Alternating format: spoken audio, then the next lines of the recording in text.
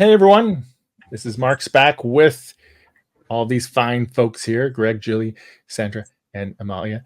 And we just finished episode 9 of Call of Cthulhu. And we're going to talk about it. Woo! Woo! So we're going to talk a little bit about Call of Cthulhu, the experience with it, some of our favorite moments, and other stuff. And then we'll talk about the game rule system. If you've never played it before and you're kind of curious about what's called basic role playing or BRP, we'll talk a little bit about that too. The burp system. Some people call it burp. Yeah. So let's start off with something just easy. You know, what's the favorite part of your character that you liked the most about your character? Who wants to get started? Mine is pretty easy. My favorite part was when actually Hiram. When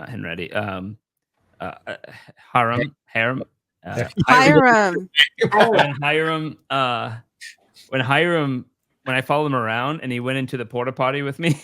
Okay, this is getting weird. Outhouse. Yeah, the outhouse. Yeah, but not the porta potty. They didn't have those yet. A couple years later, when he went in there and did the little powder thing and just exposed himself. Oh, this is wrong. I think you remember this scene a little differently than us. When he showed that he was a bad guy, that was the most Call of Cthulhu part for me. You know, where it was like things just suddenly switch, and you're like, "Oh, this is really messed up." That type of thing. That was my favorite part. Not the exposing or the outhouse or anything like that. Sure.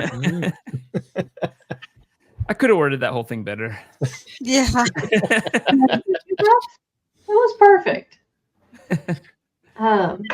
I really enjoyed trying to come up with alternative solutions to do damage because my particular character wasn't really very good at shooting anything. Obviously, the sharpshooter is going to be the best of all of that, but mine wasn't really great at that. So trying to come up with alternative ways like dynamite was definitely fun. And the drug delivery system. So you, Marks and Julie, they know that I am a pharmacist by trade. So I'm like, how am I supposed to figure out how to deliver a drug, an aerosol or a liquid in some way? And I know, B, you were all like, use the syringe. And I'm like, I can't reuse a dirty needle. I'm like, do that. Yeah, they're undead people. Right. Give them an STD. You don't want to do that. I know. We already know it's communicable. So we don't know what it is. It could have variable mutation rates, even amongst themselves. They could make it more virulent. So anyway, so that was my favorite part about playing Odessa was having a alternative way, a weird science way of solving problems. Nice. How about you, B? Molly? I think B was fun for me because I tend to generally, when I play role-playing games, a lot of my characters, definitely my last one when I was playing Star of the Role, tend to be more like strategic characters, a bit more serious. They'll do what's logical, what's clever, creative, but within that realm. Whereas like B was none of that. You know, she was just there, whatever sounded fun, like a good time, whether it was a logical thing to do. So it's kind of really fun to play her. And also, but also kind of reined in because as a sidekick, you know, kind of always, I mean, Anna Louise gave her a lot of free reign, let's just say. But you still get that, okay, that's where she kind of stops herself because she has that. But it was really fun to play her and just, you know, whatever someone else throws, she was kind of like that yes man character, like, all right, you know, I'll just go and see what happens. And that was, yeah, I think playing a character like that was definitely freeing. Didn't have to think in that like that much, you know. She knew what she was good at, and she kind of stuck to her strengths. And you know, if the first shot didn't work, you know, try the second, try the dynamite. Like, so I don't know. But B was like there's like a fun simplicity about her that way, which I really enjoyed. Yeah, I hope everybody watching enjoyed too. Free range bee. Yeah, free reign bee. Bee and a horse C. How about you, Julie? I don't know if my favorite part was shooting the cactus, shooting Hiram, shooting Hiram, Yeah. finally killing him. Although I thought killing him would stop the zombies, so I was a little disappointed about that. Yeah, do better next time, Marks. Yeah. And I don't know, throwing the dynamite was kind of fun too. Oh yeah. Yeah, they're pretty destructive. I tell you what, my favorite part of playing with Anna Louise was that maybe one of the it was either the first session or the second session. This was before B joined us in episode 3. So Montgomery and Odessa had gone into the mine, gone into the cave, and Anna Louise was staying with the shady characters to make sure they didn't steal the stuff, I didn't right? trust them. Right. So there's all kinds of zombies and madness and whatnot. And the first stick of dynamite got thrown finally after we added wicks. I realized that we had to add wicks. Anna Louise heard the first bang and came running. And so my favorite part in all of that interacting with Anna Louise was her running in and saying, "You guys need help. Who am I shooting?" We're like, "No! Run! Run the other way!" Yeah. Go! Yeah. Though I will say my favorite funny part was definitely when you killed my son's dead. Yes, finally.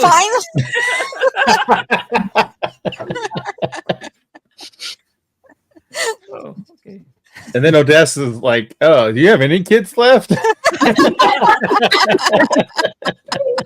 Sure, enjoy some of them. Just try to look on the bright side. Yeah, I really enjoyed teaming up with Montgomery to do some of the more role playing stuff, deception and improving off of each other. Remember, you had to out thief me at one point, right? Because I was like, I'm not going to try to steal that, and you're like, I'm going to steal it. Oh, that was the coin. Yeah, that was the coin. That's right. That was, and you didn't, by the way. No. You grabbed something else, if I remember right. Yeah, well, you gotta play it off somehow. Yeah. After that money. We're talking about the bratwurst scene. What's going? Bratwurst, yeah. Oh, that's right. Might have Because he been. was German, right? When Marx made me read all that in German. Oh yeah. Mm-hmm. Yeah. Right. Good time. Yeah, good times. That was a lot. That was a lot auf Deutsch. Yeah. Yeah, I actually learned German in this. I mean, not me personally, Greg, but Montgomery, my character. You know what we forgot about with Odessa? You were trying to learn you play the harmonica or something. We forgot all about that. Yeah, no, Keep I still it around. find it weird. I'm still awful at it. I haven't practiced at all. But no, I was kind of tempted this past session 9 to like just throw the harmonica at someone else and be like, create a distraction.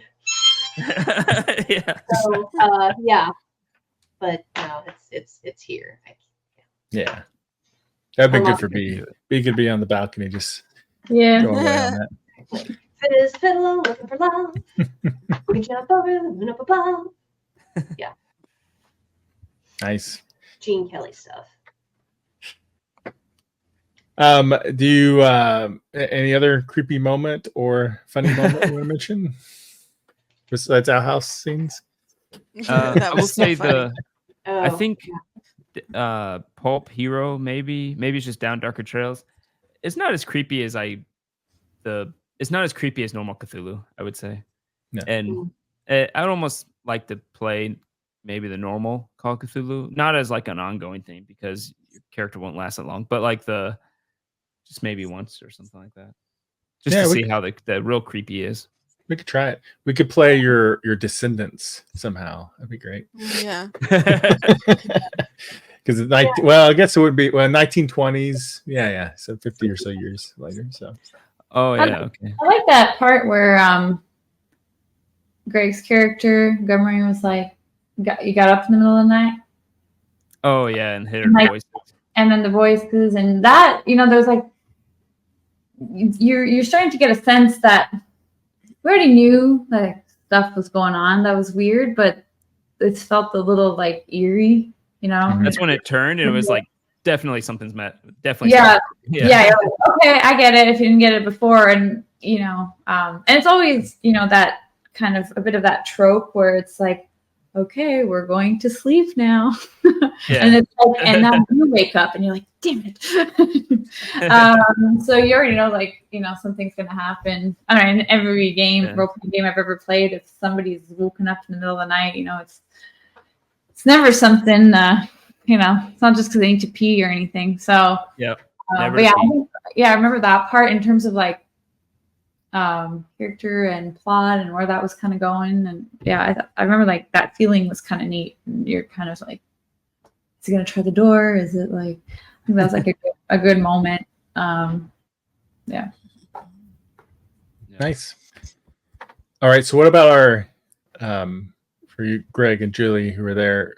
What'd you think about like having some guest stars appear for an episode? Oh, it was fun. It's fun. I especially loved the 14-year-old boy that pickpocketed Montgomery. Oh my god! Why did I have $600 on my character? Because my character's backstory, he actually is loaded. He's doing scams for a very long time and has a lot of money. And that kid just came up and is like, "Oh, you pickpocket me." Okay, first it's the first time player doing this. I'm like, really? And then she rolled to see how much. Yeah, you fell off your horse, because the earthquake happened and stuff. And then she's like, "Oh, let me help you up." And then she's like, "I'm gonna pickpocket him." I know, she never role played before, ever. Yeah. That's And then awesome. she rolled to see how much of my money she took, and it was like 80% or something. I'm like, oh my god, that's $300. Wow. This little 14-year-old has enough money to buy a house in that time. I started the game with $4. Yeah, like my character's total wealth is like $14,000. It's like ridiculous. Wow. It's one of the things I put money into. I mean, points into. Yeah, well, I'm glad you like the guest star. I like that. It was a nice little way to mix it up and make Hank. Yeah. We kept talking about Hank, and then we had a guest star playing too. So. That was cool, actually. Yeah, he played Hank real well, I think. Yeah, cool. It's almost like he actually had kids. That's kind of cool. If you do that, it can not always work out the way, because sometimes you're imagining, like, I don't know, the character a certain way, and then someone guest stars them and it doesn't always kind of work out, but it's kind of neat when it does. And I wasn't there obviously for that episode, but I do think in general guest stars bring like a new energy, which is fun. And you don't know, because you kind of get in the rhythm, you kind of have an idea of how, Anna Louise, Gomery, Odessa are going to react, or what they're going to try and do, or, their kind of go-tos. But when you have like a new person, it's just like, yeah, you got pickpocketed. Who knows? Yeah. It can also go wrong. I think if you have a complicated system, guest stars are dangerous if they don't already know the system, right? Because it could end up that you just waste a lot of time, and no viewer just wants to see people fumble for rules and stuff. As fun as it is for a DM, or a person who runs a game, sometimes to like be able to see someone get into a game and learn it and stuff, it's not really nice for viewers who have to sit there and wait for them to learn how something works. I think Call of Cthulhu, maybe this is a segue into the system. Call of Cthulhu is actually pretty good for new players. I agree. It's easy, right? It's everything just works the same. Roll under a number with a D100. Yeah, because Christian had experience with Call of Cthulhu. You could tell. And he does a lot of Ruin Quest, which is a same game system but fantasy. And Kat had never played a role playing game in her life. This is her very first role playing game, and even when she didn't know what to do, you're like, just roll a D100. You're rolling under that number. Yeah. And she didn't. She seemed to go with it, Yeah. So it was good. So yeah, I think with Julie, so you're not as quite as experienced in different game systems.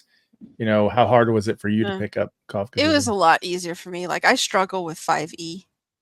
Mm-hmm. Like, I just I just struggle with it, and I just thought I'm not good at role playing. But then I played Call of Cthulhu, and I was like, I can learn this. Yeah, that's good. So I like this. This and Monster of the Week are like my two favorite rule systems. Cool. The Powered Yeah. by the Apocalypse and BRP. My Is two Call of favorites. Cthulhu considered rules light? I don't know if it is. Not really. I Not mean, really. It's not narrative forward though either, right? there's Like- another game they come out with that is based on a book series that would be more rules light because it's got less characteristics, less skills. Mhm. But no, I don't think it is considered. That's what's interesting is it's still got a lot of detail in it if you want. Yeah.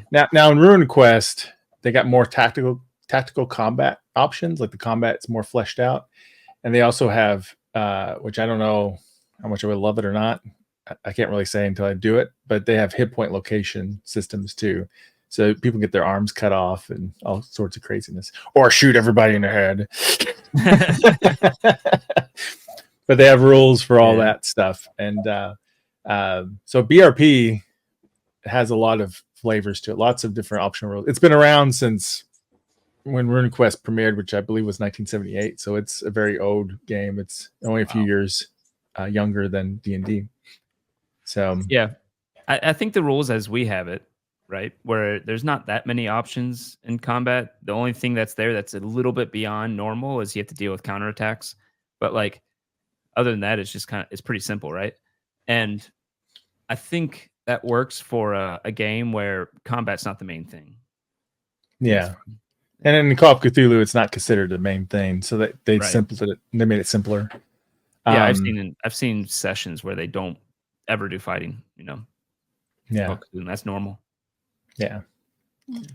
But yeah. So, but it's definitely an easier game, but the skills work the same in all the games that have it. And there's a few other little things different games have. They have, some of them have a system called passions, where it's like what you're passionate about, like things you love, things you hate, things you believe in, whatever. And those you can actually, what I thought was kind of interesting. Let's say like I love my parents or whatever it is, or my love interest, whatever the character is. And you're like, I mind control you, kill that person. You can actually roll against your passion to see if you can fight it off, right? Oh, because that's, yeah. So it's kind of a cool way to do that mechanic. Or like, you're like, I'm super faithful to this empire in your passion, like you're super high percentage. And you can actually have things where like you start learning like, oh no, they're doing evil things and stuff. And it actually whittles down your loyalty and stuff. So it's kind of an interesting mechanic. That's not Call of Cthulhu. Call of Cthulhu's big thing, of course, is the sanity, right? Which I kind of halfway did-ish. I think we got it all good down by the end of it.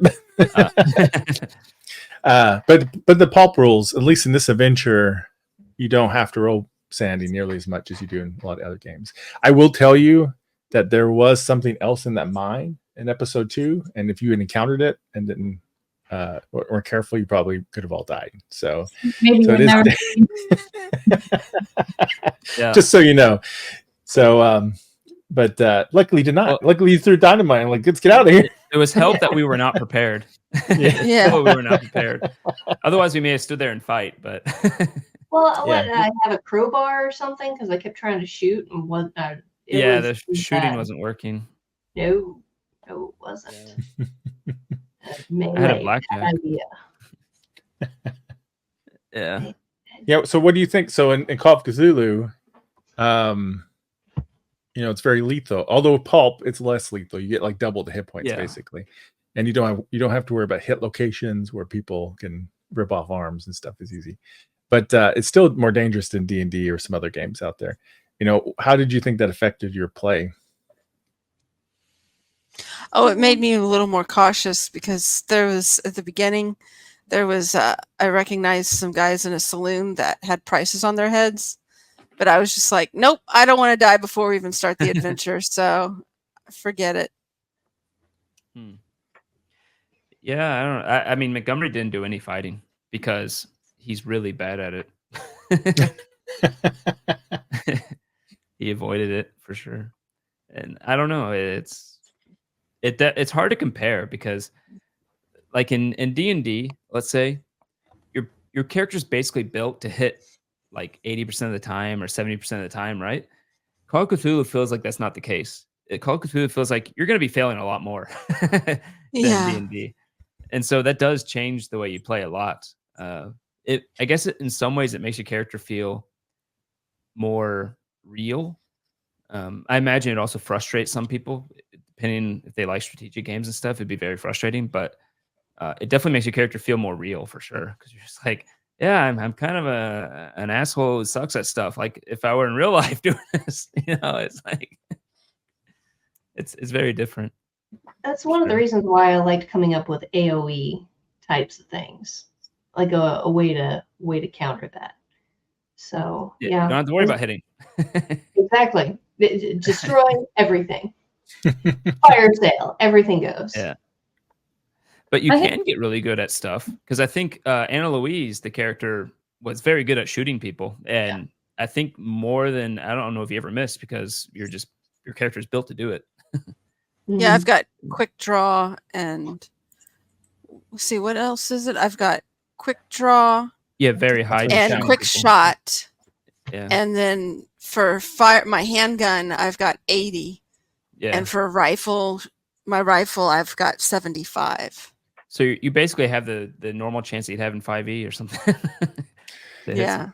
I do think like, okay, so in that way, you have to be almost more specific from the beginning when you're building your character, where you're attributing those points. Whereas like in 5e, you will start out with whatever your if you have a spell set or wherever you start out as, but then as you level up, you can you'll be able to redistribute those points, because everything falls under like a category, like the actions you do. It's not as specific. It's like, oh, you want to brawl, you brawl. But now you want to stab them. Now that's different. And so that takes a lot more. That's maybe one thing I didn't like as much, is that, but if you're not as combat focused, then it doesn't matter as much. But it's like from the beginning, you really have to like carve out your character in that way for their strengths. Whereas I do find like in a 5e system, there is definitely a bit more room for that creativity as you go along, where combat is concerned at the very least. Like, whereas like here, it's like I knew I was like a good shot, and everything else that I'm not good at, it's like, well, not that you can't improve over time, but like that improvement's going to be like a real. Well, in 5e you have class features. You don't have that here. In 5e you have. You also don't have that here. You even have magic weapons and stuff that give you stuff. You don't have spells. All that stuff doesn't exist here. And it's not combat focused. It's fine. Which is exactly. It's just one thing. It's just you have to think who your character is kind of like from the beginning. Whereas, hey, I might pick up this weapon later. I might pick up so it's that was a bit kind of like an adjustment. Did it change my style of play? No, I wasn't more cautious because it's because you're B. I'm B. That's true. And no matter what game I play, like for me, the role playing part is fun. And if you're telling a story, it's fun to be true to whatever character you created. For me, because it's all about the character. So if my character is going to be kind of caution to the wind, well, I play with the risks involved, knowing that in a game like Call of Cthulhu, like I have a lot of chance of failures. It's a bit of like relying on your party that like maybe if I'll fail somewhere, they might hopefully succeed somewhere else, and that might give me a buffer. But no, like my arm fully got like chomped on. I got lucky. I got a crazy roll to like decapitate that, or that was a pretty get cool off. Actually, if we're gonna talk about cool moments, but otherwise, like there is like a realistic factor. But I don't know. For me, as a player in general, I'll play true to the character I create. So I think regardless of the system, I don't really, like especially in this game, I just was like, we had like starting that bar fight was kind of fun, but that didn't make any sense. Everybody was like, what are you doing? Throwing that? Yeah, I was like, and I'm putting on my brass knuckles too, just so it's clear that I'm starting I got to use my whip. At least. So you do get fighting maneuvers, so that's kind of cool. So there's different options there. But you use them so little. I don't know how great that is actually. I almost think it's a detriment to some way, because you don't have combat enough to actually even know what they are. So every time you go in, you're like, what are my maneuvers again? True, Yeah. though? Well, in Ruin Quest or a spin-off of Ruin Quest called Mythos, Myth. they do, if you roll a certain amount or get a critical and stuff in combat, you get specials, and specials are like different maneuvers or add-ons where you can like say I slash someone and I succeed enough, I get a special. I could add a bleed attack. Like I slashed you and I hit a vein or something, and you're bleeding now. Oh, And okay. or you impel them with a spear and then like pull it out and stuff and do extra damage and stuff. So that's the kind of stuff they do in Ruin Quest and in Mythos. I do find it's a bit more of a relaxing game in the sense where, like, you know, in D&D, you might say the wrong thing and it's like, okay, roll for initiative, and you're like, damn it, like I just wanted to. I'm just trying to like shop for something here. It's like I entered the wrong store, and then you're like, Why did I attack them? yeah. Whereas here, like a bit with the story, or there's a little bit less of that. It's just not Yeah. combat focused, and that's Exactly. it's neither a benefit or a detriment. It's just I agree. Yeah. Yeah. So along the lines of what you said earlier about character stuff, well, just so you know, in Mythos, they have one called Mythos Classic Fantasy, where they try to like make it friendly to D&D players in a way, and they actually have like sort of archetype classes that kind of like bundle up stuff, so it's easier to put together in kind of like a pathway that you're used to in D&D. That, and some of the spells work like D&D, but still all D100 type stuff. But what I found really interesting, one of the things I find interesting, I'll be curious to see if you like it or not, and is how they do advancement, right? Because I feel like in D&D or a lot of class games, place games out there, I feel like you're picking early on what kind of character you are, and you kind of like have to adjust and become that character for it to work well. You know, if I'm a fighter and I decide I want to be a talker, it's going to be a problem, right? Because if my charisma sucks. I actually was going to mention that D&D is, even though you have choices for combat anyways, it's very cookie cutter. Like a lot of people can go online and just look for a build, because it is very cookie cutter. Once you're almost taking like the fighter shaped cookie cutter and doing that, and then you can change some things as you go. Whereas there is no cookie cutter in Call of Cthulhu, because there's no class, there's nothing that's shaping you at all. It's literally like, here's your points, put them anywhere on the sheet in any order you want, in any way you want. There's no restrictions. So there's a little bit of restriction, but yeah, I know what you mean. But yeah, and I mean, not in the sense that if you like on this character sheet, there's some skills I can't put it in, right, without a story reason. But other than that, I can literally put a point anywhere, and it's worth the same wherever I put it, pretty much, right? Yeah. And it's like, actually, to that point, that's actually one of the things I liked more about Call of Cthulhu is like I can start the game and already be good at something. Yeah. Whereas like in D&D, I find often people will choose to start, okay, we're just going to start at level 3 or 5 because they want to be able to do things, you know. And if you played the game enough, you know the intricacies of like class leveling and weapon and spell leveling, so you can just kind of like jump in. But I do find that it's fun because as soon as I start here, whatever your reasons is, like I'm good with that rifle, you know, like that's where I'm at, and I think that's kind of cool. Whereas like D&D's improvement is like this, actually almost like that sometimes. And Call of Cthulhu is like this, like you don't really improve much from the beginning. No, you do some. Yeah. No, you definitely improve. Like it's not like that shadow, but it's just like gradually you go up, right? Because you're just like, oh, I get a few more points here, a few more points there, stuff like that. Whereas 5e is like every level you feel like you're going, oh my god, now I'm at level 5. Yeah, the big shifts. Leveling up is inconsistent because you only get to check mark or level up on the things that you've already succeeded at, which is likely going to be the things you already have the most points in. That you're good at. Yep. So I'm not a big fan of that system because it doesn't give you a chance to like develop a well-developed character unless you try everything, and hopefully the dice have you succeed. Can you use downtime to learn stuff? Yeah, you can. And downtime, there's rules on downtime to improve certain things or learn new skills. You have to like find a narrative reason, like where you're picking up this new skill from. Yeah. But so you work with how the much GM. are you actually improving?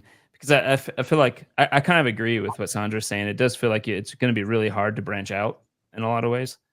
Well, like And, I get to improve and throw, and I only start out with a 20 in that. Yeah, I I mean, you got eventually do. started with one. What I find And interesting. persuade, I had a 10, but I got a check mark next to persuade because I managed to roll below 10. I rolled like a 10. So my devil's advocate there. What I would say is interesting. It's a different approach than level-based development and classes, or certain point-based systems out there, probably like GURPS or something else I'm not thinking about, where you get like a few points and you put it wherever you want.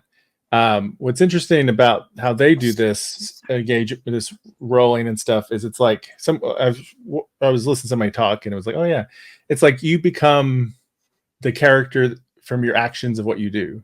Like you don't just like in a fictional character doesn't just go, well, you know what? 2 seasons I've never picked a pocket in my life, but now I can pick pockets. Great, you know. And they're like, where did that come from? So it's sort of like it's like you get better at stuff you try and you do and you succeed in, and then also it encourages you to try things or you never get better at them. And I then never also, liked that about 5e, where it's just like, oh, I got a new skill proficiency, bam, I'm amazing at it. Whereas, I mean, yeah. From you know, if you compare that like your TV shows, your movies, or real life, it feels odd. It feels video gamey sometimes, but it can be fun. It's fun to power up. You need it because when you're facing off against, when you level up and you're facing off against those like higher level monsters, like you need those arsenals to grow. Yeah. It's like, you know, so again, the combat base versus not as combat based. I think if you have a lot of downtime, it's fine, I guess, because then you can actually, your character can go off and actually research stuff. But if you're playing those games like most fantasy games are, which is you start off as a farmer and in 5 weeks you're a level 20 master of, you know, the universe, then obviously it doesn't work there. But as long as you have a lot of time, I imagine you can branch off. We didn't get a lot of downtime, but there is ways in downtime to improve your characteristics and learn new skills and stuff. And there's variations in BRP too, because like in Delta Green, which is like Call of Cthulhu, but it's modern day, and you tend to be like law enforcement military people, so you're a little tougher. Or well, though you guys are pulp heroes, so it's similar. They do the reverse. They actually you get points to improve on all your stuff that you fail at. So it encourages you to always try stuff, and if you fail, it's fine, and you can get better at it. So there's different medal all the time. Same as Monster of the Week? No. What's that the same as? Monster of the Week. You get Monster of the Week. failing. Yeah, you get experience points when you fail at something. Yeah, and then I think I've seen one out there, maybe Mythos. Don't quote me on that. But one of the BRP spinoffs where they give you like growth points, like you do these rolls, but then you have a little freedom and where you place them at. So it's somewhere in between, probably because they didn't like it, you know, because of D&D experience or whatever experience, or they want to customize their character more. So there's different ways to play around. But I find it really interesting because it is sort of like this weird organic. It's kind of sucks a little bit because you feel like you don't have as much control of your character path. But then again, you kind of do have control because you have control by the actions you take in the story. Because if you want to get better at something, then do it. Yeah, try like it. I said, if you have or downtime. Yeah. Go look for a thief to teach you picking a lock. Or you're like, I got stuck in prison for 3 months and picked up some new tricks. If someone is starting out, though, I would give them the advice to not try to have everything, because when you see like this giant skill list and all these things, you're tempted to be like, I want to be good at this, and spread your points out. It's probably better actually just to focus on stuff and just know, like, my character is not the type to fight, and yet I put 70 points under my pistol. It's like, that was wasted points. I don't think I shot once with it because it's just not what my character does, right? So I could have been a better charmer or something. There's like definitely a better place because it hurts having to spread those points out. And I definitely could have done that better if I think that's where it's useful to like confer with your party as well. Like, where are you putting your points? Yeah. Maybe. I feel like I've kind of, because I put all of mine into shooting and everything. And I kind of feel like I missed out on some of the other skills because I didn't. See ya, quit. You're just like, one we need to convince this guy to do something. I'll shoot him. Boom. It's like, because there's no classes, not as combat driven. It's more streamlined in terms of like what the game is and like its atmosphere and what people can or what they choose to do in terms of that freedom. Whereas like when you play, and nothing wrong against it, it's just a different style of play. But sometimes when you end up playing D&D, depending on who your people are that you're playing with, and they want to like min-max everything, and then you're not that kind of player, you want to like story tell, and then they're like, why are you building your character like this? It's stupid, and then people get like frustrated with each other's like choices, whereas like, there's not as much room for that, because it's just like, this is where my points are, and this is where I'm good at. Yep. And so it's not as I think like if you're a min-maxer, this isn't a good game for you, right? No. I mean, also you're looking for fights and things like that, so you're not going to want to play something like this. Yeah, it's like min-max one of the ways to integrate different styles of play is to not reward the murder hobos for killing everything. Instead, leveling up by milestones. And that way there's less pressure or less reward off of killing things and more rewards on interaction. So you can still have min-maxers min-max not in combat, but in role-playing. But like I said, if it's more based on milestones, then you don't have as much of that. So I agree. But I think it depends who you're playing with, but yeah. Yeah, milestones were a great addition to D&D, because it used to be all like, you got like, how many experience points to get for killing this guy, and how much for looting this. It's like you're teaching a generation of children to murder and steal everything. There's a really good video out there. People did you save 25 XP per person? Yeah, exactly. There's a really good video out there with Matt Mercer arguing with Brandon Lee Mulligan, where they take each other's views and argue against them, and it was milestone versus XP, and it was a pretty funny video watching him argue about it, because he was like, you go up to the pinnacle, you finally take down the big bag, you raise the staff, but you have to go kill a rat somewhere because you need 5 more experience to go up the level. Or other way around, he's like, Herbert, he never shows up, and it's just like, oh, you got up to level 5 now, but you haven't been here since level 1. Nah, that's fine. You're level 5 now. Don't worry about it. Going back and forth with it. And I like milestone too, though. And actually, you could do something with this here. You could have milestone here where it's like, okay, you have 30, you finished a big thing. You have 20 points to put somewhere. You can almost do like the more you have in a skill, the more expensive it is to go up in the skill or something. And then you can say, okay, during your downtime, you get to allocate these points wherever you want, and just explain why you got those points. That's fun. Yeah. There's a lot of room to play around with it. And in other games, BRP have like the main BRP SRD, because they're on the ORC license. Used to be OGL, and then they got superpowers, they got sorcery, they got mutations, they got all sorts of crazy stuff, because they've done all sorts of kind of games over the decades. So I would really like us to eventually play Mythos or something and see how good or different it is, or better or not better. If people are still listening this far, I would say the one thing I'm not too keen on the Call of Cthulhu is I feel like the main stats don't play that big of a role. Like, we use strength quite a bit in the last part, but other than that, like, we never even used, I think it's aptitude, right? Is that what the APP is?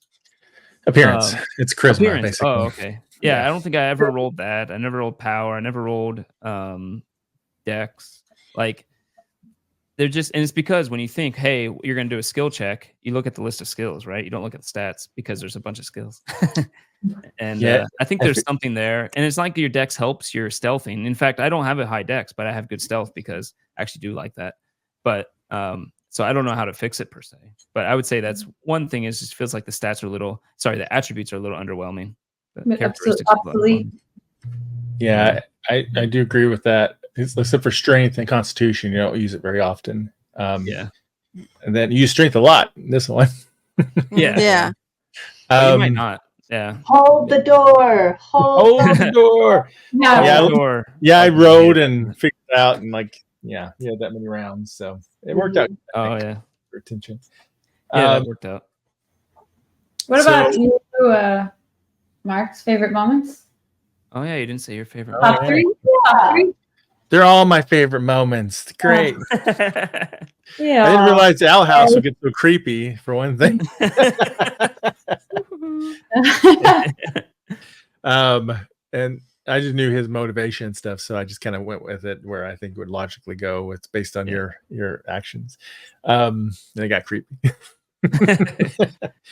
And I didn't know Roop would be so important, so that was good. It was interesting. Yeah.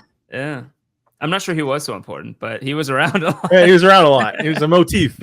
He was in every scene. Recurring theme. Yeah.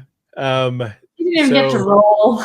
That's how we were like, goodbye. Jar Jar. I mean, blowing up the Rupert's house. Undertaker's place. Yeah, it was fun. It's a lot of damage. I thought, in the mine, that was pretty creepy. I liked how it came down with also a gunfight too with you, Julie. Yeah, that was fun. Yeah, That was I a got cool to shoot moment. a couple guys. That was fun. Oh. yeah. I thought that was a cool moment. Both of them with and how creepy that was with in the mine and stuff. And That was how- good, actually. and how unpredictable B was. Because then you have like talk her down from like blowing up Caroline and some zombies. Yeah. No, it was the whole crowd that came of actual living people. She's like, dynamite, like, That's right. That's even worse. Yeah. No, she was like, I have to save Caroline, but those people don't matter. yeah. I feel like B was like, let's just burn it all down and leave.